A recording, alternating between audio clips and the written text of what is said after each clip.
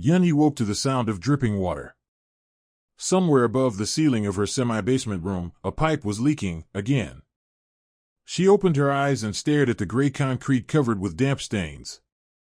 6 in the morning. In an hour, she needed to leave for her usual spot at the entrance to the Hongdae subway station. 28 years old, an age when her former classmates were buying apartments, getting married, having children. And she still lived in this tiny room of 8 square meters, where the only window was a narrow slit under the very ceiling, through which she could only see the feet of passersby. Yeon-hee rose from the mattress lying directly on the floor and turned on the electric kettle. While the water boiled, she took out from the nightstand-sized refrigerator the remains of rice and kimchi. For breakfast, lunch, and dinner, she'd had the same thing for 3 days now. Until the next sale of a painting, it could be who knows how long, maybe a day, maybe a week. She ate quickly, put on a faded black hoodie and jeans with patches on the knees. Then carefully, as if they were babies, she folded 20 watercolor works into a large worn bag. Portraits. The faces of people she drew from memory or imagination. An old man with wrinkles like a map of a life lived. A girl with a pensive gaze. A child laughing so sincerely that you wanted to smile back. Each work took her from 4 to 8 hours. She drew at night, by the light of a single desk lamp, because during the day she sold paintings, and in the evening she worked part-time as a dishwasher in a small restaurant around the corner. Yeon-hee went outside. It was late August, and the morning was sultry. The sun was just beginning to rise over the city, painting the sky pale pink. She walked 3 blocks to the subway station, spread out an old blanket on the sidewalk, and began laying out her works. "You here again?" came a mocking voice. Yeon-hee looked up. Standing over her was Mrs. Han, her upstairs neighbor, a plump woman of about 50 with a perpetually dissatisfied face. "Good morning," Yeon-hee replied quietly. "What's good about it, Mrs.?" Han snorted. "You shame our whole building with your begging. Now my son, he works at a bank, wears a suit, drives a car. And you?" A homeless woman drawing some scribbles. Yeon-hee remained silent. She had long ago learned not to react to such words. "Mrs." Han stood a while longer, waiting for a response, but receiving none, she walked on with an indignant huff. Passers-by hurried to work, almost paying no attention to the laid-out paintings. Occasionally someone would stop, look, shake their head, and walk on. Yeon-hee sat crouched next to the blanket, her chin resting on her knees. She didn't call out to buyers, didn't praise her work. She just sat and waited. At 9 in the morning, a group of students passed by. They were laughing loudly, discussing something of their own. One girl glanced at the paintings and said, "Look, she sits here every day. Probably has no money at all." "Could find a normal job," responded a guy in a baseball cap. "Instead of sitting like a beggar." They walked on, and their voices dissolved in the city noise. Yeon-hee clenched her fists, but her face remained calm. For years of such a life had taught her not to show pain. Around noon, an elderly woman with her granddaughter approached her. The 5-year-old girl looked for a long time at the portrait of the laughing child, then tugged at her grandmother's sleeve. "Halmoni, please buy it." The old woman looked at the price tag, 15,000 won. She shook her head. "Too expensive for some picture, granddaughter. Let's go buy ice cream instead." Yeon-hee lowered her head. 15,000 won, that was less than $12. One such painting took her about 6 hours of work, not counting the cost of watercolor paper and paints. The day dragged on slowly. By 3 in the afternoon, she had sold only one work, a portrait of a girl, to a young man who said he wanted to give it to his mother as a gift. 15,000 won. Enough for today's rice. Yeon-hee was about to fold up the blanket when she heard a familiar voice. "Look, darling. I told you she'd be here." She looked up and froze. Approaching her were Choi Min-suk, her former classmate from art college, and next to him, a well-groomed woman in an expensive suit, apparently his wife. Min-suk had always been the most ambitious in their group. After graduation, he didn't become an artist. He went to work at his uncle's advertising agency, quickly climbed the career ladder. Yeon-hee had seen his photos on social media, expensive restaurants, trips abroad, a new car. Here's what happens to those who didn't want to study. Min-suk said loudly, stopping 2 steps away from her and pointing at her like an exhibit in a museum. Darling, remember her face. This is a warning for our children. If you dream instead of building a career, you'll end up like this, on the sidewalk with pathetic drawings. His wife looked Yeon-hee over skeptically. She studied with you? Yeah, Min-suk smirked. She was such an idealist. Said art was more important than money, that a real artist should be honest with their muse. He threw his hands up theatrically. Well, there you have it, honest. And where did it get her? Living in slums, selling daubs for pennies. Yeon-hee felt everything inside her tightening into a knot. She wanted to stand up, wanted to say something in her defense, but couldn't. Her throat constricted, words wouldn't come. She just sat with her head down, feeling mocking glances upon her. Let's go, said Min-suk's wife. It's unpleasant to look at this. Yes, perhaps. Min-suk bent down to Yeon-hee and almost in a whisper, but loud enough for his wife to hear, added, if you had listened to me then and gone into commerce, you wouldn't be sitting here now like a beggar. But you knew better than everyone, didn't you? They left. Yeon-hee remained sitting crouched, looking at her paintings through a veil of unshed tears. Around her, life continued to bustle. People hurried about their business, laughed, talked on phones. And she was invisible. Just part of the urban landscape that no one paid attention to. When the sun began to dip toward the horizon, Yeon-hee gathered her things and trudged home. On the way, she stopped at a small supermarket and bought the cheapest instant noodles and a couple of eggs. There wasn't money for more. In the evening, after her shift at the restaurant where she washed greasy plates and pans for 4 hours, Yeon-hee returned to her room. It was almost midnight. She cooked the noodles, ate standing at the stove because there was no table in the room, and then took out her paints and paper. Despite the fatigue, despite the humiliations and the emptiness in her soul, she had to draw.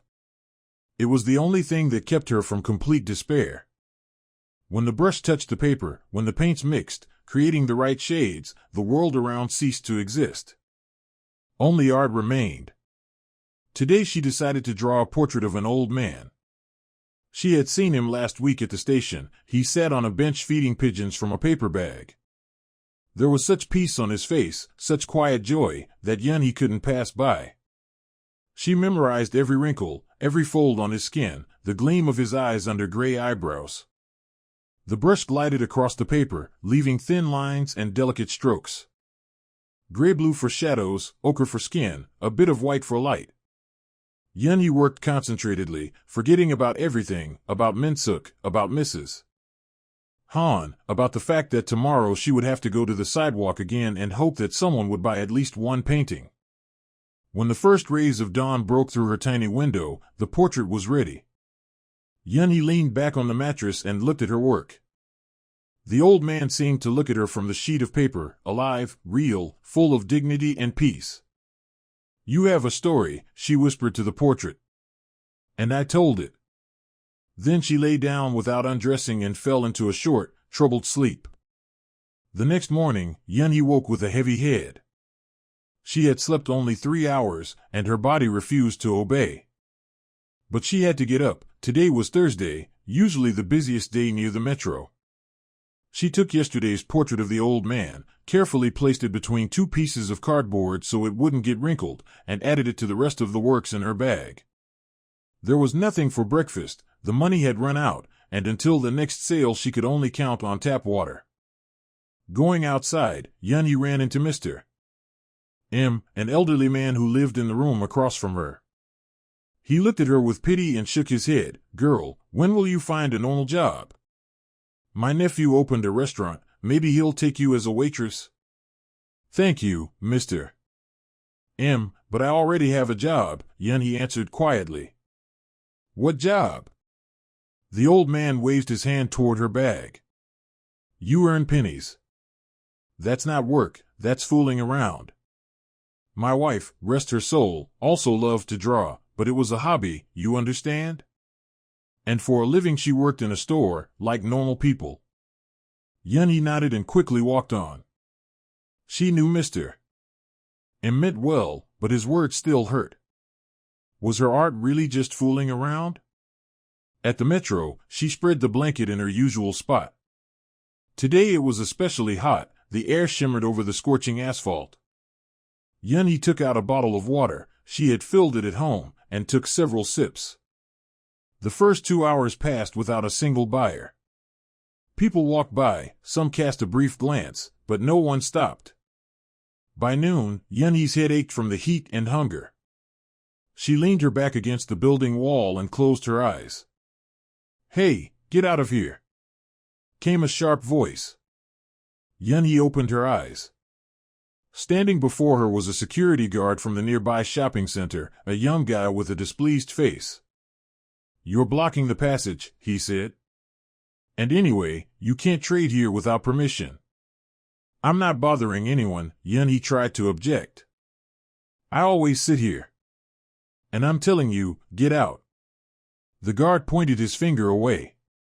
Or I'll call the police. Yeon-hee silently began gathering her paintings. Her hands trembled with resentment and helplessness.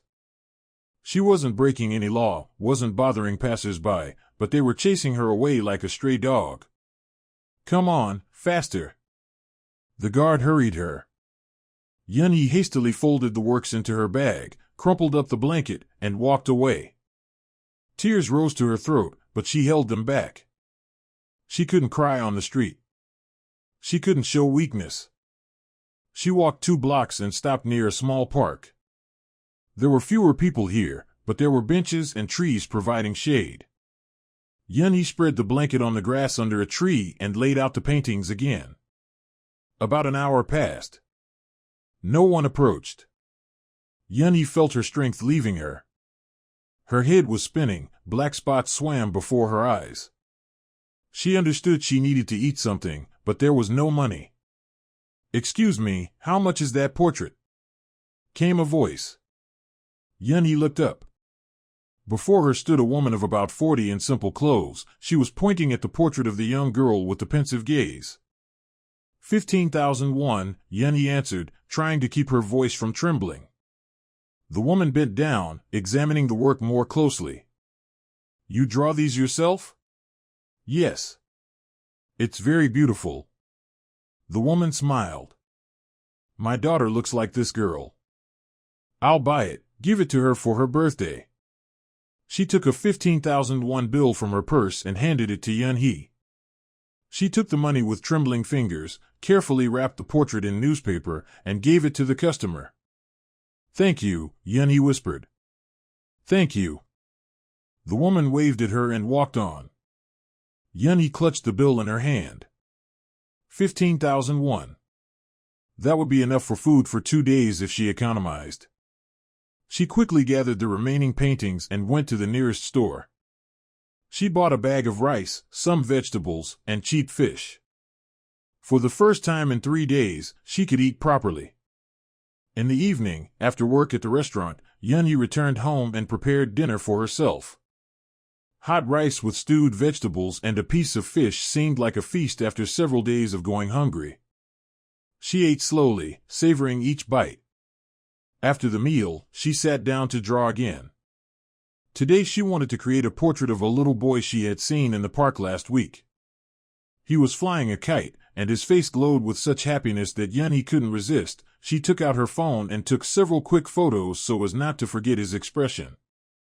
The brush glided across the paper, leaving behind soft lines and bright spots of color.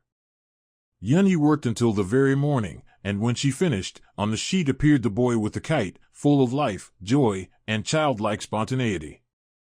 She looked at the clock, 6 in the morning. In an hour she would need to go out on the street again, lay out the paintings, and hope that someone would buy them. Day after day, week after week, month after month. For years of such a life. Yeon-hee lay on the mattress and closed her eyes. She was so tired she couldn't even cry. She just lay there looking at the ceiling, where damp stains were spreading. "Mom," she whispered into the emptiness of the room. "I'm sorry I didn't live up to your hopes." Her mother had died 5 years ago of cancer. Before her death, she had asked Yeon-hee never to stop drawing, because that's where her soul was. Her father, on the other hand, demanded that his daughter forget about art and go work at his electronics trading firm. Yeon-hee refused. Then her father said she was no longer his daughter and threw her out of the house. They hadn't spoken since. She had heard from acquaintances that he had long ago married another woman and they had a son. A new family, a new life. And Yeon-hee was left alone, with paints and brushes, in a semi-basement room. She sighed and forced herself to get up. She couldn't give up. Mom had asked her not to quit, and she wouldn't. Even if the whole world considered her a failure and talentless. The next few days passed in familiar routine. In the morning, Yeon-hee laid out paintings in the park. She no longer returned to the metro, afraid of encountering the security guard again. During the day, she sat under a tree, waiting for buyers. In the evening, she washed dishes at the restaurant. At night, she drew. In a week, she sold only 4 works. 60,000 won, barely enough for food and rent. Very little remained for new paper and paints. Yeon-hee saved every drop of paint, used old brushes to the last, although they were already frayed and held their shape poorly. On Friday, as she sat in her usual spot in the park, a middle-aged man in an expensive suit approached her. He looked at her works for a long time, then bent down and picked up the portrait of the old man feeding pigeons. "Interesting work," he said. "How much?" 15,000 won, Yeon-hee answered. The man smirked. 15,000? For a portrait that probably took several hours of work? Do you yourself understand that's laughable money? Yeon-hee lowered her head. Of course she understood. But who would buy her paintings for more? No one. All right, here. The man handed her a bill. You're talented, but too soft. In this world, you need to know how to ask real money for art, not pennies. He took the portrait and left, leaving Yeon-hee in confusion. His words touched something deep inside. Maybe he was right? Maybe she herself was to blame for her poverty because she didn't know how to sell herself? But how to ask for more when people already considered her work worthless daubs? How to convince anyone that her art was worth something when she herself sometimes doubted it? That evening, when Yeon-hee was returning from work, she saw a group of neighbors at the threshold of her building.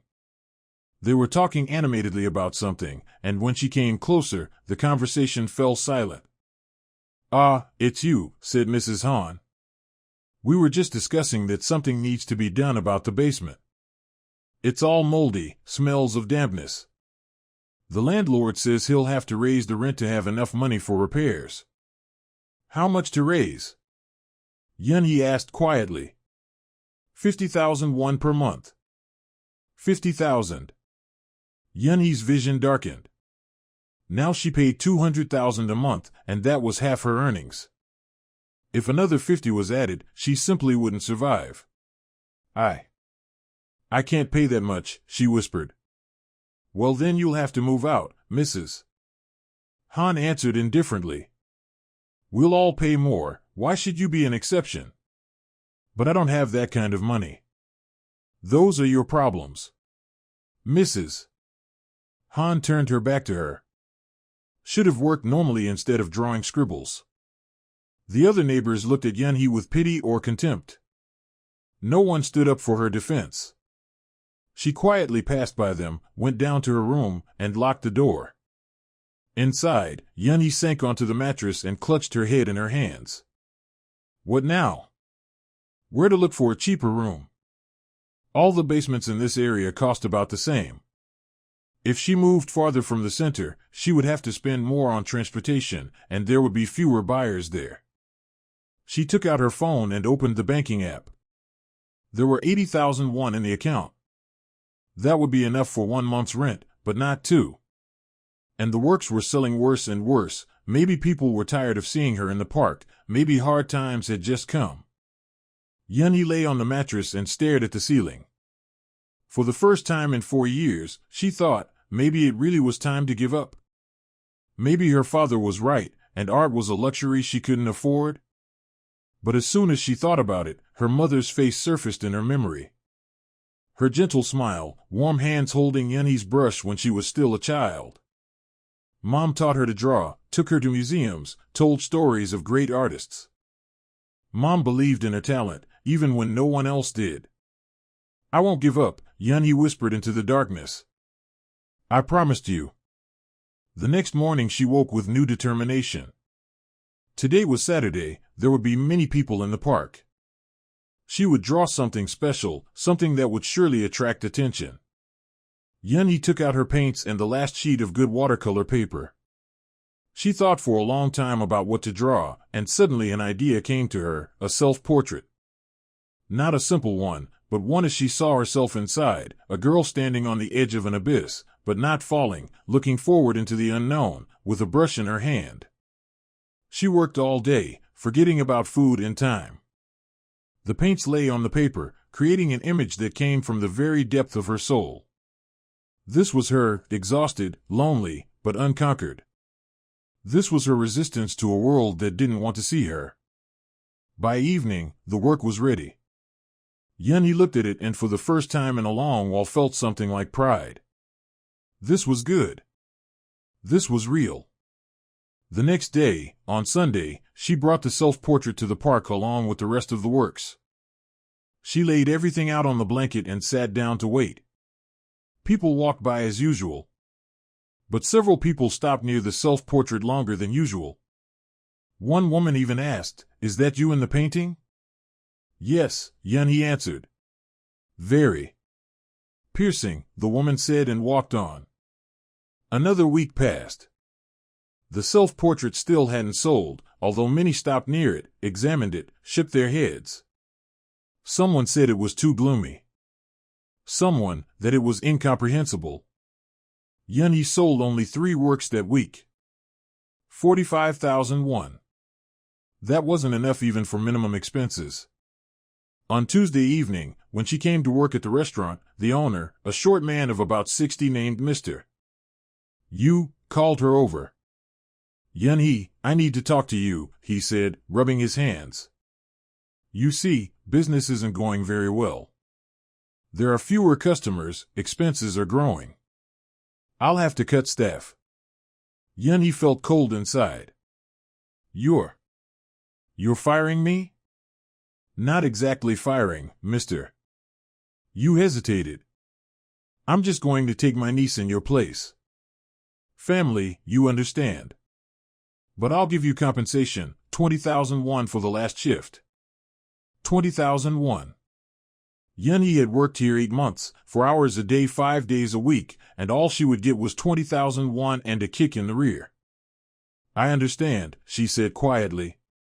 "You're a good girl, Mr. Yu patted her shoulder. "You'll find another job quickly, don't worry." Yeon-hee took the money and left the restaurant. It was already dark outside. She walked slowly, not making out the road. Only one question swarmed in her head: what now? Without this job, she couldn't pay even the old rent, let alone the new one. When she came home, a dim light bulb was burning in the corridor. Near her door stood Mrs. Han with 2 other neighbors. They were whispering about something but fell silent when they saw Yeon-hee. "Listen, we were thinking, Mrs. Han began, crossing her arms over her chest. "You won't be able to pay the new price anyway, right? So why drag it out? Maybe you'll move out early, and we'll find a normal tenant who will pay regularly." Yeon-hee looked at her, then at the 2 other women. Their faces expressed one thing: impatience to get rid of her, this strange girl who shamed their building with her poverty. "I still have time until the end of the month," Yeon-hee said, trying to make her voice sound firm. "I'll pay." "With what?" One of the neighbors snorted. "Your drawings? We've seen how you trade on the street. It's a pathetic sight. I'll pay, Yeon-hee repeated and opened the door to her room. Inside, she leaned her back against the door and slowly slid to the floor. The tears she had been holding back all day finally poured out. She cried quietly, squeezing her knees with her hands, feeling the whole world collapsing around her. When the tears ended, Yeon-hee got up, washed her face with cold water, and took out her paints. She had to draw. Whatever happened, she had to continue. This was all she had left. The next morning she woke to a knock on the door. Opening it, she saw the landlord, a fat man with an unpleasant face. "You're Yeon-hee?" he asked. "Yes. The neighbors are complaining that you won't be able to pay the new rent. I don't need problematic tenants. Here's a notice, you have 2 weeks to vacate the room." He shoved the paper into her hands and left without even waiting for an answer. Yeon-hee looked at the notice. Legally, he had no right to evict her before the deadline, but she knew, if she started arguing, he would find a way to make her life even more unbearable. 2 weeks. She had 2 weeks to find new housing and money for the move. She quickly dressed, took her works, and went to the park. Today was Wednesday, usually not the busiest day, but she couldn't sit idle. Each painting sold brought her closer to the possibility of survival. The park was quiet. A few mothers with children, a couple of pensioners on a bench, students preparing for exams under the trees. Yeon-hee spread out the blanket and displayed her works. 2 hours passed. No one approached. She sat with her arms around her knees and looked at the people around. They didn't care about her. She was invisible, just part of the landscape that no one paid attention to. "Excuse me, may I look at your works?" Suddenly came a voice with a light foreign accent. Yeon-hee looked up. Before her stood a tall man of about 35, clearly European, with dark hair and gray-blue eyes. He was dressed simply but elegantly, a light shirt, dark trousers, a leather bag hanging from his shoulder. "Of course," Yeon-hee answered, standing up. The man bent down and began carefully examining the portraits. He lingered over each one, studying details, sometimes tilting his head as if trying to see the work from a different angle. His face was concentrated, serious. He stopped at the portrait of the old man feeding pigeons. He looked at it silently for a long time, then turned his gaze to Yeon-hee. "Did you draw this?" he asked in Korean, albeit with an accent. "Yes." "How much time did this work take you?" "About 6 hours." The man nodded and looked at the portrait again. Then at the other works. His gaze stopped on the self-portrait. "And this? Is this you?" "Yes," Yeon-hee answered quietly. He was silent for a long time, looking at the painting. Then he asked, "Did you study somewhere? Do you have art education?" "I graduated from an arts college 4 years ago." "And since then you've been selling works here?" Yeon-hee nodded, feeling her cheeks flush with shame. The man straightened up and extended his hand. "My name is Gabriel Lavois. I'm a representative of the acquisitions department of the Louvre Museum in Paris. I came to Seoul to look for young artists for a new program." Yeon-hee stared at him, not believing her ears. The Louvre? Paris? This was some kind of mistake. This couldn't be true. Excuse me, what? She mumbled.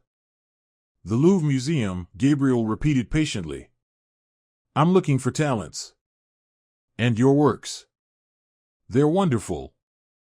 Especially this one," he pointed to the portrait of the old man, "and this one, to the self-portrait. I would like to buy several of your works. How much are you asking for them?"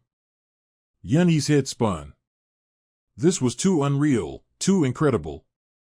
15,000 won each, she whispered. Gabriel raised his eyebrows. 15,000? That's about 10 euros. For work of this level?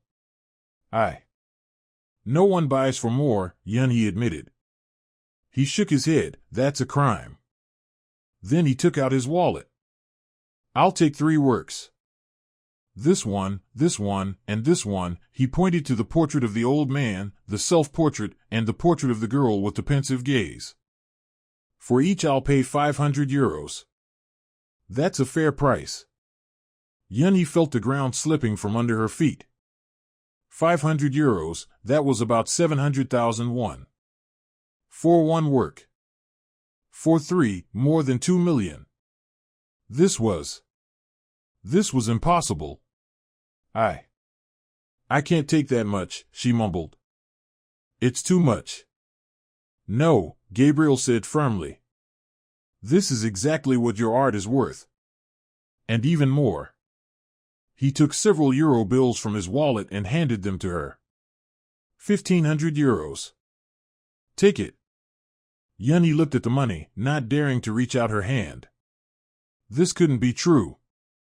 Now he would laugh and say it was a joke, and everyone around would laugh at her stupidity.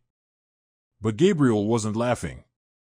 He waited patiently, holding the money in his hand. Please, take it, he said gently. Your works are worth it. With a trembling hand, Yeon-hee took the bills. They were real, heavy, with clear lines and security marks. Thank you, she whispered, and tears rolled down her cheeks. Thank you. Gabriel carefully took the 3 portraits, wrapped them in newspaper he took from his bag, and carefully placed them in his briefcase. Wait, he said, taking out a business card. Here are my contacts. I'll be in Seoul for another week. I would like to discuss with you the possibility of participating in an exhibition of young Asian artists that we're planning at the Louvre. Do you agree? Yeon-hee took the card. It read, Gabriel Lavois, Curator of Contemporary Art Department, Louvre Museum. Yes, of course, she forced out. Excellent. Gabriel smiled. I'll call you tomorrow, and we'll meet to discuss everything. And for now, keep drawing. You have real talent. He waved at her and left, leaving Yeon-hee standing with the money and business card clutched in her hand, not believing what had just happened. Yeon-hee stood in the middle of the park, clutching the euro bills in her hand, and couldn't move. Around her, ordinary life continued, children played, someone walked dogs, students prepared for exams. And her world had just turned upside down. 1,500 euros. More than 2 million won. This was more than she earned in 6 months. This was money that could solve all her problems at once: rent, food, paints, paper. But stronger than the money was something else, what this person, Gabriel, had said. He called her works wonderful. He said she had real talent. He offered her participation in an exhibition at the Louvre. At the Louvre. One of the most famous museums in the world. Yeon-hee slowly sank onto the blanket, still holding the money in her hand. She was afraid to let go of it, afraid it would disappear, that all this would turn out to be a dream. An elderly couple passed by. The woman glanced at Yeon-hee and whispered to her husband, "Look, that girl with her drawings again." Pathetic sight. But today these words didn't hurt. Today Yeon-hee knew she wasn't pathetic. She was an artist, and someone who understood art had seen it. She quickly gathered the remaining works and went home. On the way, she stopped at the bank and exchanged euros for one. The cashier looked at her with surprise. Apparently, not every day did a half-starved girl in worn clothes come to exchange such an amount. With money in hand, Yeon-hee went into a supermarket. For the first time in 4 years, she could buy everything she wanted without counting every one. She took fresh vegetables, meat, fish, fruits, good rice. She took a new pack of watercolor paper, professional paints, new brushes. When the cashier named the sum, Yeon-hee paid without batting an eye. At home, she sat for a long time looking at her purchases. Then she took out her phone and dialed the landlord's number. "This is Yeon-hee from room number 3, she said when he answered. "About the eviction. I'm ready to pay the new rent price. I want to stay." "What?" The landlord clearly didn't expect such a turn. "You said you didn't have the money." "Now I do." I'll pay 3 months in advance if needed. A pause hung in the air. All right, he finally said. Come tomorrow with the money. Yeon-hee hung up and smiled. For the first time in a very long time. In the evening, she prepared herself a real dinner, beef stew with vegetables, rice, soup. She ate slowly, savoring each bite.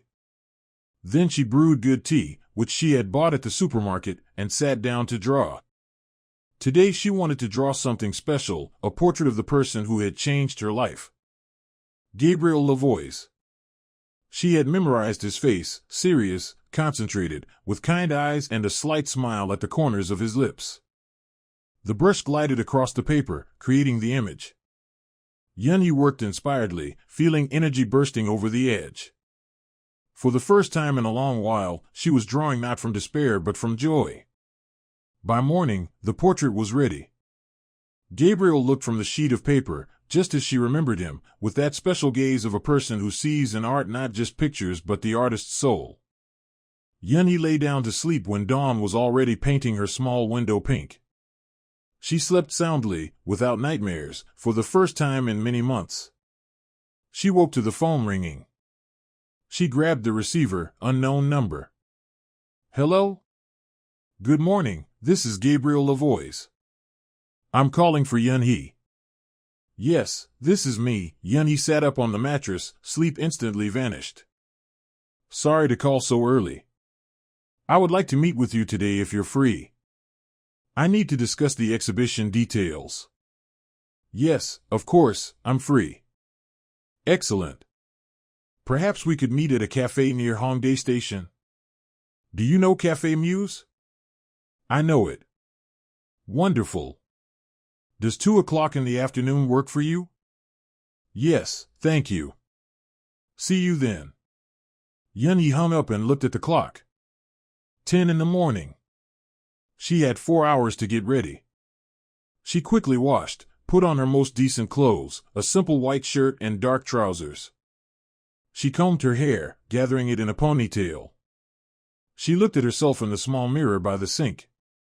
Still thin, pale, with dark circles under her eyes, but in her gaze appeared something new, hope. At 1 in the afternoon, she left the house. Mrs. Han stood at the entrance, talking with another neighbor. Seeing Yeon-hee, she fell silent mid-sentence. Why are you so dressed up? She asked suspiciously. I have a meeting, Yeon-hee answered calmly. A meeting? With whom? With someone from the Louvre. He wants to exhibit my works in Paris. Mrs. Han's mouth fell open, but she couldn't say anything. Her neighbor stared at Yeon-hee with disbelief. From the Louvre? Mrs. Han finally forced out. Are you kidding? No, Yeon-hee smiled. Excuse me, I need to go. She walked past them without looking back. Let them say what they wanted. Let them not believe.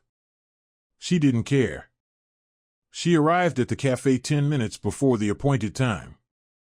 Cafe Muse was a small, cozy establishment with wooden tables and bookshelves along the walls. Artists, musicians, people of art always gathered here. Gabriel was already sitting at a table by the window. Seeing Yeon-hee, he stood and waved. Good morning, he said when she approached. Please, sit down. Would you like coffee? Or tea? Tea, thank you, Yeon-hee answered, sitting across from him. Gabriel ordered green tea for her and an espresso for himself. Then he took a tablet from his bag and opened some document. So, he began, I want to tell you about our program. The Louvre Museum is launching a project to support young Asian artists. We're looking for talents in Korea, Japan, China, other countries. The idea is to give them the opportunity to show their works to a European audience. Yeon-hee listened, afraid to miss a single word. We're planning a collective exhibition in March next year, Gabriel continued. From Korea, we want to present 5 artists. Yesterday I saw your works and understood, you must be among them. But... Yeon-hee hesitated. I'm nobody. I have no name, no connections in the art world. Why did you choose me? Gabriel looked at her seriously, because your works speak for themselves. When I saw that portrait of the old man, I felt. How to say it? Authenticity. Emotion. It's not just technique, it's soul. And your self-portrait. He shook his head. It's one of the most honest works I've seen in recent years. Yeon-hee felt a lump rising in her throat. No one has ever said such words to me, she whispered. Then the people around you are blind, Gabriel said simply. But that doesn't matter. What matters is that now you'll have a chance to show your art to the world. Do you agree? Yes, Yeon-hee nodded, feeling tears clouding her eyes. Of course, yes. Excellent. Gabriel smiled. Then here's what we need to do. First, I need a few more of your works for selection. Say, about 10. Second, we need to process documents, a contract. Third, you'll need to prepare a short artist's biography, who you are, where you studied, what inspires you. Can you do all this? Yes, Yeon-hee wiped her tears. When do you need the works? I have a week before I leave for Paris. If you can manage in that time, excellent. If not, you can send them later. I'll manage, Yeon-hee said firmly. I promise. Gabriel extended his hand, then welcome to the project, Yeon-hee. I'm sure you won't regret it. She shook his hand, feeling a warm wave of happiness spreading inside. The next week flew by like one day. Yeon-hee drew nonstop, day and night, stopping only for brief sleep and food. She created 10 new portraits, putting into each one all her soul, all the pain and joy of the last 4 years. She drew the faces of people she met on the street. A young mother with a child in her arms. A street musician with an old guitar. A flower seller with wrinkled but gentle hands. Each face told a story, and Yeon-hee knew how to see these stories and transfer them to paper. 5 days later, she met with Gabriel again. He came to her home. Yeon-hee was embarrassed to show him her tiny room, but there was nowhere else to go. Dragging all the works to the cafe would be inconvenient. Gabriel descended into the semi-basement, looked around the room without a trace of contempt or pity, simply accepted it as fact. So this is where you create, he said. That explains a lot. Yeon-hee laid out the works on the floor. There was no more space. Gabriel squatted down and began carefully examining each one. He was silent for a long time, and with each minute Yeon-hee grew more anxious. What if he didn't like them? What if he changed his mind? Finally Gabriel looked up. This is magnificent, he said quietly. All 10 are masterpieces. Yeon-hee, do you understand what a gift you have? She shook her head, not believing she was hearing these words. You know how to see a person, Gabriel continued. Not the mask people wear in society, but the real face. That's rare. That's what contemporary art lacks, honesty. He photographed all the works, recorded their titles and descriptions that Yeon-hee provided. Then he took a thick folder of documents from his bag. Here's the contract, he said. Read it carefully. Everything is standard, conditions for participating in the exhibition, percentage from sales if someone buys your works, copyright. If you have questions, ask. Yeon-hee took the contract with trembling hands. She read slowly, absorbing every word. Everything seemed too good to be true. The museum assumed the costs of transporting the works, insurance, organization. If the works sold, she would receive 70% of the amount, the museum, 30%. Is this fair? She asked. You're not deceiving me? Gabriel looked at her with understanding. I understand your doubts. After everything you've been through, it's hard to believe that someone wants to help just like that. But I'm not deceiving you. Here's my work ID. He showed her a plastic card with the Louvre logo and his photo. Here's the museum's website where our program is mentioned. Here are my contacts. You can call the museum and verify that I work there. Yeon-hee looked at all this and slowly nodded. I believe you. It's so incredible. Life is sometimes incredible, Gabriel smiled. Especially for talented people who don't give up. Sign the contract, and we'll begin preparations. Yeon-hee took a pen and signed the document. Her hand trembled so much that the signature came out crooked, but it didn't matter. She had just signed a contract with the Louvre. With the Louvre? Excellent. Gabriel put the contract in the folder. Now I need a short biography from you. Tell about yourself, where you were born, where you studied, what inspires you. Write from the heart, no need for an official style. People should get to know the artist, not read a dry resume. I'll try, Yeon-hee promised. You have 3 days.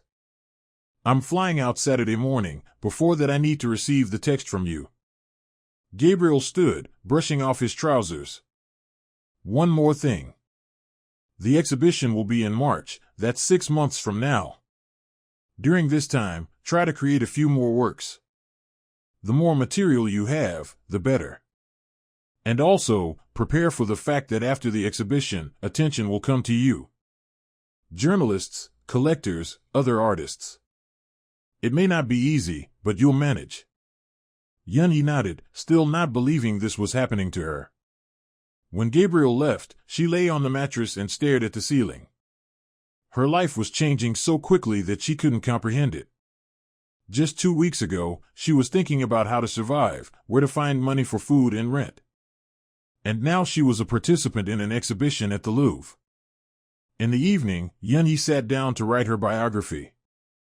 She looked at the blank sheet of paper for a long time, not knowing where to begin. Then she remembered Gabriel's words, write from the heart, and started. She wrote about her childhood, about how her mother taught her to draw, took her to museums, told stories of great artists. She wrote about college, about dreams of becoming a real artist. She wrote about her mother's death, the break with her father, about 4 years on the street when the whole world turned away from her. She wrote that drawing was the only thing that kept her afloat, the only thing that gave meaning to life. When she finished, it was already morning. Yeon-hee reread the text and understood, this was the truth. Raw, painful, but honest. Just like her portraits. She sent the text to Gabriel by email and went to sleep. She slept until evening, for the first time in a week allowing herself full rest. The next day, Friday, Gabriel called her. Yeon-hee, I read your biography. It's amazing. So honest and piercing that I couldn't hold back tears. You did great. Thank you, she whispered. Tomorrow I'm flying out, but we'll stay in touch. I'll send you a preparation schedule for the exhibition, a list of what needs to be done. And for now, keep creating. And believe in yourself, okay? Okay. See you in Paris, Gabriel said and hung up. Yeon-hee sat with the phone in her hand and smiled. See you in Paris. She would fly to Paris. She, who had lived in a basement for 4 years and sold paintings for pennies. On Saturday morning, she went to the landlord and paid for 3 months in advance. He took the money with surprise but said nothing. Then Yeon-hee went to an art supply store and bought everything she needed, paints, paper, brushes, an easel. She could afford it now. On the way home, she met Mrs. Han. She was coming from the market, dragging heavy bags. Ah, it's you, Mrs. Han said, seeing Yeon-hee. So what about the Louvre? You probably made it all up so people wouldn't laugh at you? Yeon-hee smiled. No, Mrs. Han. It's true. My works will be exhibited in Paris in March. If you want, I can send you an invitation to the opening. Mrs. Han's mouth fell open, but she couldn't say anything. Yeon-hee walked past her, carrying her purchases. In the evening, she arranged a little celebration for herself, prepared a delicious dinner, brewed good tea, turned on music. Then she took out new paints and paper and began to draw. Now she drew not from despair but from joy. The brush glided easily, the paints lay as she wanted, images arose by themselves. She felt something inside her opening up, as if all this time she had been holding herself in a vice, and now finally let go. 3 months passed. During this time, Yeon-hee's life changed beyond recognition. Although outwardly everything remained the same, she still lived in the semi-basement room, still drew at night. But inside she was different. Gabriel regularly got in touch, sent letters, called via video, talked about preparations for the exhibition. He showed her a mock-up of the catalog, where there were photos of her works with descriptions. Yeon-hee looked at this and couldn't believe her portraits, which she drew in a tiny room by the light of one lamp, were now being printed in a Louvre catalog. Gabriel also introduced her to other exhibition participants, young artists from Korea, Japan, China. They communicated in a group chat, shared their works, supported each other. For the first time in her life, Yeon-hee felt herself part of a community where she was understood and valued. She continued to draw, creating new portraits. In 3 months, 15 more works appeared.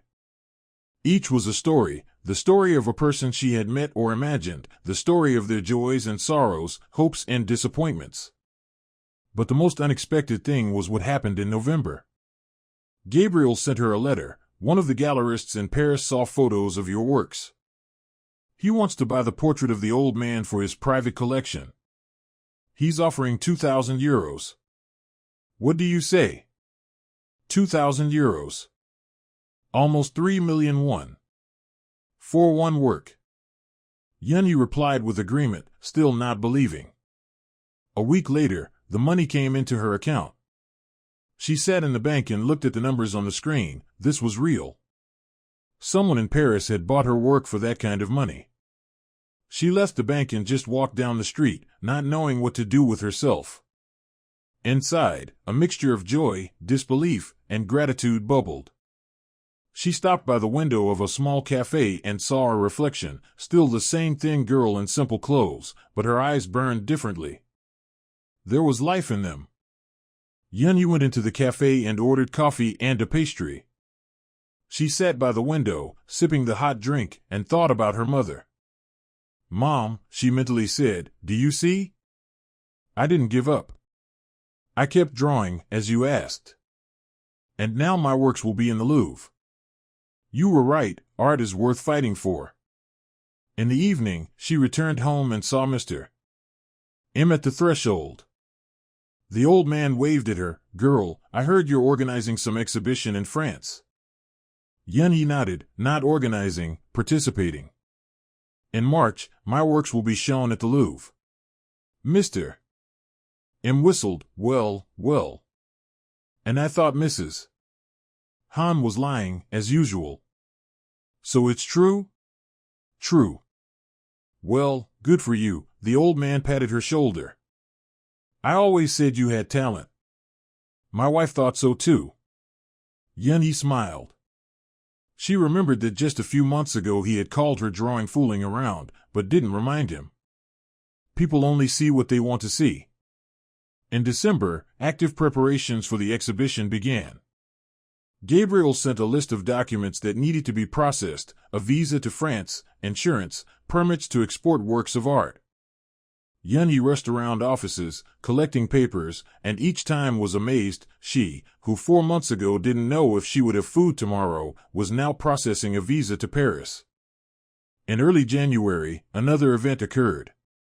Gabriel wrote, the Korean newspaper The Seoul Times wants to do an article about you, about the artist who went from street trading to the Louvre. A journalist will contact you this week. It's a good opportunity to tell your story. Yeon-hee agreed. 2 days later, a girl named Lee Yeon-hee, a journalist from the Seoul Times, called her. They agreed to meet at the same cafe where Yeon-hee had first talked with Gabriel. Yeon-hee turned out to be a young woman of about 30, with lively eyes and a friendly smile. She recorded the interview on a voice recorder, asking questions about Yeon-hee's childhood, her path into art, the 4 years on the street. What did you feel when people walked past your works? Yeon-hee asked. I felt invisible, Yeon-hee answered honestly. As if I didn't exist. As if what I was doing had no meaning. And now? What has changed? Now I know that there is meaning. That art is not just pictures on paper. It's a way to speak with people, to share your soul. And if at least one person hears, sees, feels, that's already important. Yuna nodded, writing. Last question. What would you say to those who are now in the same situation you were 4 months ago? Those who are on the verge of despair? Yeon-hee thought. I would say, don't give up. Even when the whole world tells you that you're worthless, keep doing what you believe in. Sooner or later, someone will be found who will see your value. You just need to hold on until that moment. The article came out a week later. Yeon-hee bought the newspaper and read with excitement. From Sidewalk to Louvre, the story of artist Yeon-hee. Read the headline. Yuna had written in detail and honestly, not embellishing but not making Yeon-hee a victim either. She simply told the story of a girl who believed in her art, despite everything. That same day, Yeon-hee's phone didn't stop ringing. Strangers called, some wanted to buy her works, some offered interviews, some simply said words of support. One elderly woman called and said through tears, "Thank you. My granddaughter is also an artist, and I always thought it was unpromising. But your story gave me hope." Yeon-hee listened and felt warmth spreading inside. Her story turned out to be important not only for herself but for others. The next day, when she left the house, Mrs. Han stopped her. "I read about you in the newspaper," she said, and there was no usual mockery in her voice. "Didn't know you went through all that." "You knew," Yeon-hee answered calmly. "You saw me every day." Mrs. Han lowered her eyes. "I'm sorry. I was unfair to you." "I don't hold a grudge," Yeon-hee smiled. "Just remember, when you see someone on the street selling their works, don't judge. You don't know their story." She walked on, leaving Mrs. Han standing with a thoughtful face. In February, the final preparations for the trip to Paris began. Gabriel sent plane tickets, there and back, business class. Yeon-hee looked at the ticket and couldn't believe it. She had never flown on a plane, and here, business class. The museum also paid for a hotel for a week, the time of the exhibition opening and the first days of its operation. Yeon-hee was to arrive 3 days before the opening to have time to look around, meet other participants, go through several rehearsals of the ceremony. She packed her few belongings in an old suitcase she had bought at a second-hand store. She took an album with new works, just in case someone liked them. She took a photo of her mother, the only one she had left. The day before departure, she went to the cemetery where her mother was buried. She stood at the grave for a long time, telling about everything that had happened. "I'm going to Paris, Mom," she said quietly. "To the city you told me so much about. To the Louvre, where we dreamed of visiting together. It's a pity you're not with me. But I feel that you're somewhere nearby, that you're happy for me." The wind rustled the leaves of the trees, and it seemed to Yeon-hee that it was her mother answering her. That evening, there was a knock on the door. Yeon-hee opened it and froze.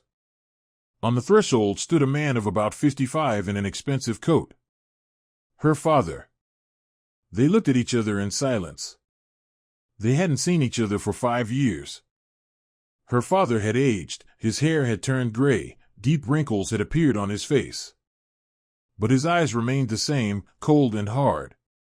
"May I come in?" he asked. Yeon-hee silently stepped back. Her father entered, looked around. His gaze slid over the tiny room, over the mattress on the floor, over the canvases leaning against the wall. "So this is where you live," he said. Not a question, a statement of fact. "Yes." He nodded, then took a newspaper from his pocket. Yuna's article. "I read this," he said. "And I realized I was wrong." Yeon-hee said nothing, just looked at him. "When your mother was dying," her father continued, "she asked me not to interfere with your drawing. She said that's where your soul was.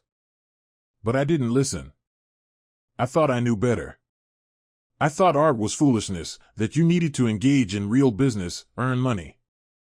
He fell silent, and Yeon-hee saw that his eyes were moist.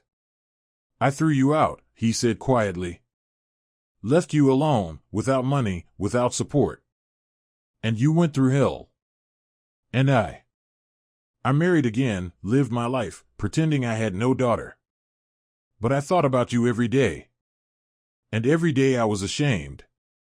Yeon-hee felt her throat tightening with tears, but she held back. I'm not asking for forgiveness, her father said. I don't deserve it. But I want you to know, I'm proud of you. You turned out to be stronger than me. You didn't give up, didn't betray your dream. You became who you wanted to be. And your mother would be proud of you too. Tears rolled down Yeon-hee's cheeks. She wanted to be angry at him, wanted to throw him out, say it was too late. But she couldn't. He was her father, the only family she had left. Dad, she whispered, and it was the first word she had said to him in 5 years. Her father stepped forward and hugged her. She pressed against his shoulder and cried, for the first time in a long while she allowed herself to show weakness. Forgive me, her father whispered. Please forgive me. I forgive you, Yeon-hee said through tears. I forgive you. They stood like that for a long time, holding each other, healing the wounds of 5 years of separation. Then her father stepped back, wiped his eyes. Tomorrow you're flying to Paris? Yes. I'll take you to the airport. May I? Yeon-hee nodded. The next morning, her father came for her in a car. He helped carry the suitcase, got behind the wheel. On the way to the airport, they talked little, but the silence was not tense but calm. At the terminal, her father hugged her again. Fly. Show them what my daughter is capable of. Thank you, Dad. When you return, come to me. Meet your brother. He knows about you, wants to meet. All right, Yeon-hee smiled through tears. I'll definitely come. She took the suitcase and walked to check in, turning back and waving. Her father stood and watched her go, and on his face was a smile, sad but real. Paris greeted Yeon-hee with March wind and bright sun. Coming out of the airport, she saw for the first time in her life this city she had heard so much about from her mother. Wide streets, old buildings, people speaking in musical French. Gabriel met her at the airport. Seeing Yeon-hee, he smiled widely. Welcome to Paris. He drove her to the hotel, small but cozy, in the city center. The room was spacious, with a huge bed and a view of a narrow street. Yeon-hee threw down her suitcase and went to the window. Below, life bustled. People went about their business. Someone sat in a cafe at tables on the sidewalk. Someone walked dogs. Rest today, Gabriel said. Tomorrow I'll come for you, and we'll go to the museum. You'll need to see how your works are hung, meet other participants. Yeon-hee nodded, still not believing she was here, in Paris.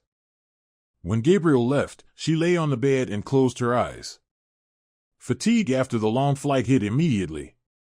She slept until evening, and when she woke, she went out for a walk around the city. Paris was beautiful. She walked the streets, breathing in the smell of fresh bread from bakeries, listening to street musicians, looking at shop windows. On one street, she saw an artist drawing portraits of tourists. She stopped, watching his work. He noticed her gaze and smiled. Are you an artist too? Yes, Yeon-hee answered in English. I can tell, the man nodded. Artists have a special gaze. Welcome to the city of art. Yeon-hee smiled and walked on. The city of art. She was here. She was part of this world. The next day, Gabriel came for her early in the morning. They drove to the Louvre. Yeon-hee had seen the museum building in photos, but in person it was stunning, majestic, monumental, with that very glass pyramid at the entrance. Gabriel led her inside, through long corridors, past halls with paintings by old masters. Yeon-hee looked around, unable to tear her gaze away. Here were Rembrandt, Delacroix, Vermeer, artists whose works she had studied in college. Finally, they came to the hall where the exhibition was being prepared. Yeon-hee entered and froze. Works already hung on the walls, someone else's and her own. The portrait of the old man, the self-portrait, the portrait of the girl, the portrait of the musician. They were beautifully framed, lit by special lamps. Next to each, a plaque with the title, artist's name, year of creation. These are my works, Yeon-hee whispered. Yes, Gabriel stood next to her. They look wonderful, don't they? Yeon-hee came closer. Her portraits hung in the Louvre. In the real Louvre, next to works by great artists. I can't believe it, she said. Believe it, Gabriel put his hand on her shoulder. You deserve this. Other artists entered the hall, exhibition participants. A young Japanese man named Kenta, a Chinese woman Lin, another Korean woman named Sumi. They introduced themselves, exchanged impressions. Everyone was excited, happy, a little scared.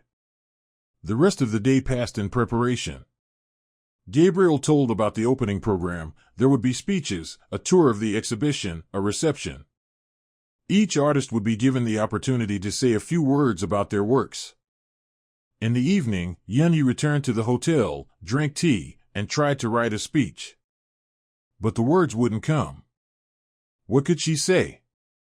That her works were a cry of the soul, an attempt to be heard, a desire to show people that behind every face hides a story? She struggled until midnight, crossing out and rewriting, until she understood she needed to speak simply, from the heart. Like with Yuna during the interview. The next day was the opening. Yeon-hee put on a simple black dress she had bought specially for this occasion. She looked at herself in the mirror and didn't recognize herself. In 6 months she had gained weight, her cheeks were rosy, her eyes shone. She looked alive. She arrived at the museum an hour before the start. Guests were already gathering in the hall, collectors, critics, journalists, simply art lovers. Yeon-hee stood near her works, and people approached her, asked questions, gave compliments.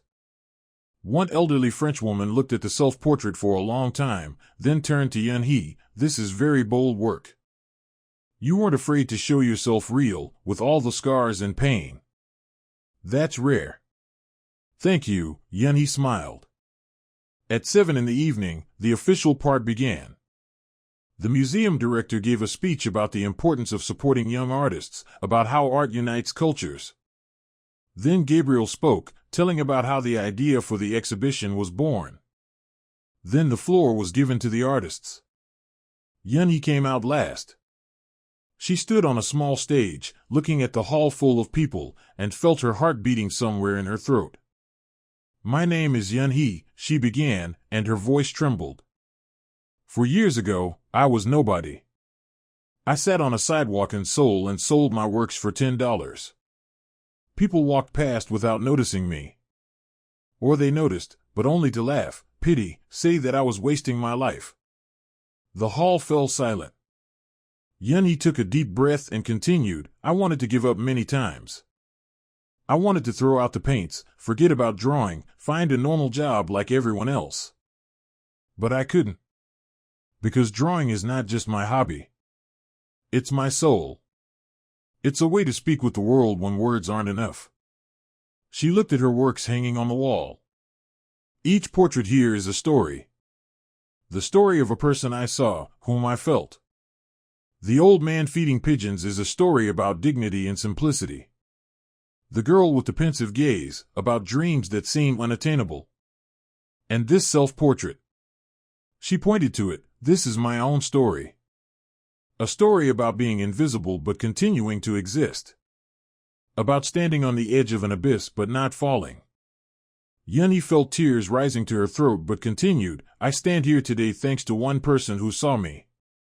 Gabriel Lavois. He could have walked past like hundreds of others. But he stopped. Looked. Saw. And gave me a chance. She looked into the hall where Gabriel stood. Thank you. You saved not only my career. You saved me. The hall erupted in applause. Yeon-hee stood, smiling through tears, feeling something inside her finally healing. After the official part, a reception began. People approached Yeon-hee, introduced themselves, asked for contacts. One collector, an elegant man of about 60, said, "I want to buy your self-portrait. Name your price." Yeon-hee was confused. I don't know. How much can it cost? For me, 5,000 euros, the man answered calmly. That's a fair price for such work. 5,000 euros. Yeon-hee looked at Gabriel, who stood nearby. He nodded. The price was fair. All right, Yeon-hee said. Thank you. By the end of the evening, 2 more works had been sold, the portrait of the musician and the portrait of the girl. Yeon-hee stood in the empty hall and looked at the walls, where now hung not all her works but only some. The rest had left with new owners. How do you feel? Gabriel asked, approaching her. Like I'm dreaming, Yeon-hee answered honestly. All this seems unreal. It's very real, Gabriel smiled. And this is only the beginning. Tomorrow journalists will call, in a week, other galleries. Are you ready for this? Yeon-hee thought, then nodded, yes. I'm ready. The week in Paris flew by like one day. Yeon-hee gave interviews, met with collectors, walked around the city, absorbing the atmosphere. She visited all the major museums, Orsay, Orangery, Picasso. She stood before paintings by great masters and understood, now she too was part of this world. On the last day before departure, she came to the Louvre one more time. The exhibition would continue working for another 2 months, but Yeon-hee wanted to say goodbye to this place, to remember every detail. She stood near the portrait of the old man, the only one of her works that hadn't sold, and suddenly heard voices behind her. Look, what interesting work. Yeon-hee turned around. A young couple, a guy and a girl of about 25, were examining the portrait. See how the artist conveyed the wrinkles? The guy was saying. Each line is years lived. And the eyes, the girl added. There's so much wisdom and peace in them. As if this person went through a lot but didn't become embittered. Yeon-hee smiled and quietly stepped away. Her works spoke for themselves. She no longer needed to explain, prove, ask to be seen. She was seen. In the evening, Gabriel drove her to the airport. What will you do next? He asked while they waited for check-in. I'll return to Seoul, Yeon-hee answered. I'll continue drawing. Maybe I'll open a small studio where I'll teach others. That's a wonderful idea, Gabriel nodded. You can teach people a lot. Not only technique but also how not to give up. They announced boarding. Yeon-hee hugged Gabriel. Thank you for everything. You changed my life. No, Gabriel shook his head. You changed it yourself. I just gave you an opportunity. Everything else is your merit. Yeon-hee took her suitcase and went to boarding, turning back and waving. In Seoul, her father met her. Seeing his daughter, he smiled widely. Well, how did it go? Everything was incredible, Yeon-hee hugged him. Dad, I have so much to tell you. On the way home, she shared her impressions, showed photos, talked about the people she had met. Her father listened, smiled, sometimes asked questions. I'm proud of you, he said when they stopped at her house. Your mother would be proud too. Yeon-hee nodded, feeling warmth in her chest. In the semi-basement room, everything was as she had left it. But now this place didn't seem like a prison. It was her refuge, her workshop, the place where art was born. She unpacked her suitcase, brewed tea, and took out her paints. This week, one of the Seoul galleries had contacted her, offering a solo exhibition in June. She needed to prepare new works. Yeon-hee sat at the easel and began to draw. Today she wanted to create a portrait of Gabriel, the person who had seen her when the whole world was turning away. The brush glided across the paper, creating the image. She worked inspiredly, easily, joyfully. In a few hours, the portrait was ready. Gabriel looked from the sheet, kind, attentive, with that special smile at the corners of his lips. Yeon-hee put down the brush and looked at the work. Good. Very good. The next day, she went to the art college where she had once studied. She found her old teacher, Mr. So, an elderly artist who had always believed in her talent. Yeon-hee. He was delighted, seeing her. I read about you. About the exhibition in Paris. Well done, girl, I always knew you would succeed. They talked for a long time, drank tea in the small teacher's lounge. Yeon-hee told him about her idea, to open a studio for beginning artists. I need a partner, she said. Someone experienced who can teach technique. I want to work with those who've lost faith in themselves, who think they don't have the right to do art. Will you help me? Mr. So thought, then nodded, I'm already old, was planning to retire. But your project. It's interesting. Let's try. A month later, the studio opened. A small space in the Hongdae district, with large windows and light walls. Yeon-hee's works hung on the walls, not for sale, just for inspiration. Easels stood in the corner, paints and brushes on shelves. They distributed announcements about enrollment through social media and newspapers. Studio for everyone who wants to draw but is afraid to start. For those who think it's too late. For those who don't believe in themselves. 15 people came to the first class. Among them was an elderly woman of about 60 who had wanted to draw all her life but was too shy. A young man of about 22 who had dropped out of art college after criticism from a teacher. A middle-aged woman who had gone through a divorce and was looking for a way to express her pain. Yeon-hee stood before them and said, I won't teach you to draw correctly. Because in art there is no right and wrong. There is honest and dishonest. I'll teach you to be honest, with yourselves, with your emotions, with your vision of the world. The rest will follow. Classes were held twice a week. Mr. So taught technique, how to mix paints, how to hold a brush, how to build composition. And Yeon-hee helped people find their voice, their theme, their style. After a month, one of the students, that same elderly woman, approached Yeon-hee after class. Thank you, she said with tears in her eyes. For the first time in 60 years I felt that I'm doing what I truly like. I'm living, not just existing.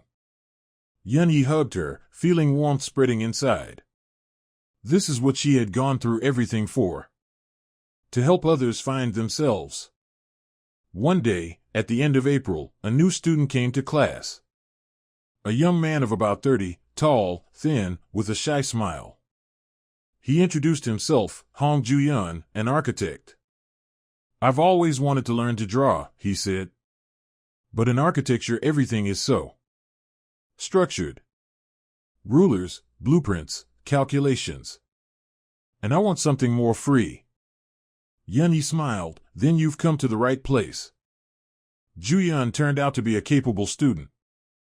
His works were unusual. He mixed architectural precision with artistic freedom, creating images of buildings that seemed to come alive on paper.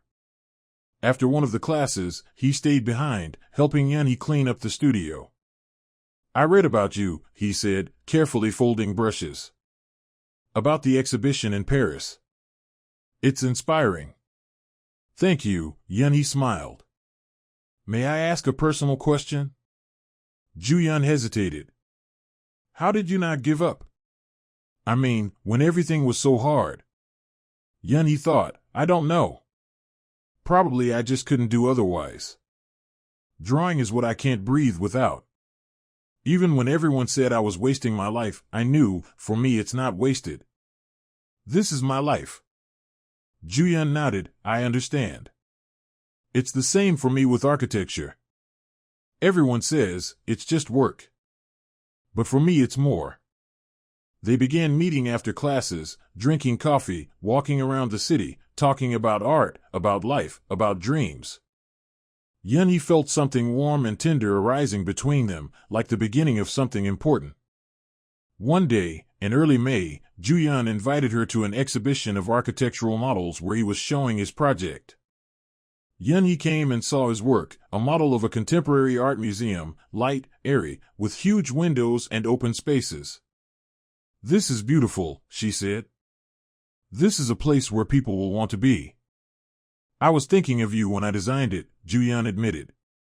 "About how important it is for art to be accessible.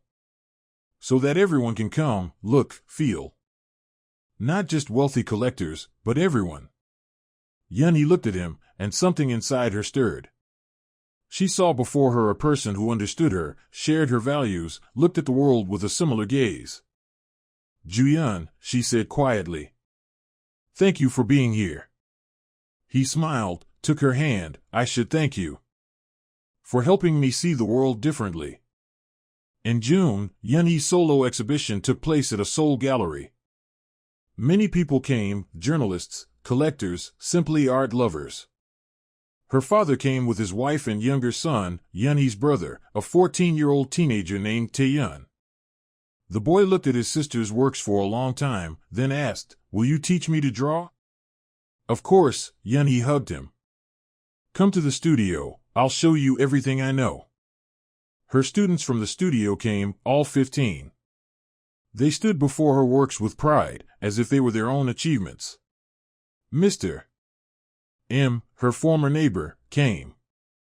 He looked at the portraits and shook his head. "My wife was right. She said you had talent." "Sorry I didn't believe." "It's all right," Yeon-hee smiled. "The main thing is that you believe now." And Ju-yeon came. He stood to the side, watching Yeon-hee interact with guests. When she approached him, he handed her a small box. "This is for you. For inspiration." Yeon-hee opened the box. Inside lay a thin bracelet with a small silver charm in the shape of a brush. "This is beautiful," she whispered. "Like you." Ju-yeon looked into her eyes. "Yeon-hee, I know we've only known each other 2 months. But I feel I would like to know you better. I would like to be near you. If you don't mind." Yeon-hee smiled through tears. "I don't mind." He took her hand, and they stood like that, in the middle of the gallery, surrounded by her works, her past and future. At the end of the evening, when all the guests had dispersed, Yeon-hee remained alone in the gallery. She walked from portrait to portrait, remembering when and how she created each one. Here was the old man with the pigeons, her first work that Gabriel bought. Here was the self-portrait, her pain and resistance. Here were new works, faces of her students, her father, Ju-yeon. She stopped before the large gallery window, beyond which the night lights of Seoul were visible. The city that once seemed hostile to her was now home. The place where she had found herself. Yeon-hee took out her phone and wrote a message to Gabriel. "Thank you for seeing me then, in the park. You changed my life." The answer came almost immediately. "No, Yeon-hee. You changed it yourself. I simply didn't walk past. Keep creating. The world needs artists like you." Yeon-hee smiled, put away her phone, and looked at her reflection in the window. A 29-year-old woman with clear eyes and a confident smile looked back at her. This was her, no longer invisible, no longer rejected, no longer broken. An artist. A teacher. A person who had gone through darkness and come out to the light. She turned off the light in the gallery and went outside. Ju-yeon was waiting for her near the entrance. "Ready?" he asked. "Yes," Yeon-hee took his hand. "I'm ready." They walked through the night city, talking about the future, about plans, about dreams. And somewhere high in the sky, beyond the clouds, among the stars, Yeon-hee's mother was smiling. Her girl had found her path. Her girl was happy. And that was the most important thing.